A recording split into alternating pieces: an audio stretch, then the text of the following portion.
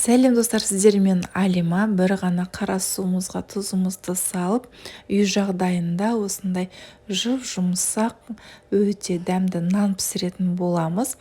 Керекті ингредиенттердің барлығын описанияға жазып кететін боламыз. Видеоның соңына дейін көріңіздер. Жылы суымызға тұзымызды, қантымызды, дрожжымызды салып, жақсылап араластырып аламыз да 1-2-3 минутқа қойып қоямыз. 2-3 минутта біздің дрожжымыз уже кішкене көтерілетін болады.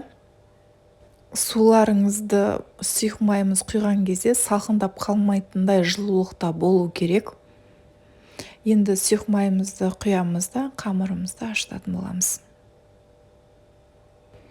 Ұнымызға суымызды құйып отырып, жұмсақ қамыр илейтін боламыз. Мен суымды 2 бөліп құйдым.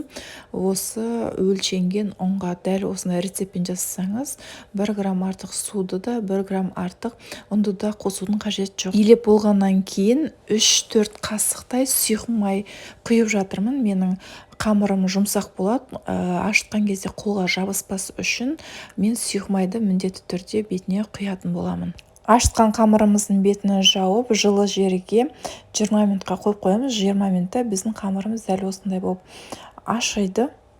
Қамырымызға сұйық май жаққандықтан қолымызға да, ыдысымызға да жабыспайды. Қамырымды бір рет басамын да, тағы да 10 минутқа қойып қоямын. 10 минутта менің қамырым осындай болып екінші рет көтерілді. Енді ыдысымызға саламыз.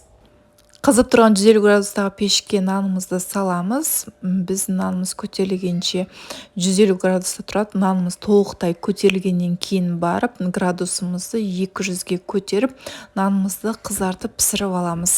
Ас болсын. Егер де мен рецептім сіздерге ұнаса, маған тіркелмеген болсаңыздар, тіркеліп кетіңіздер, лайк басып отырыңыздар, комментарий жазып отырыңыздар.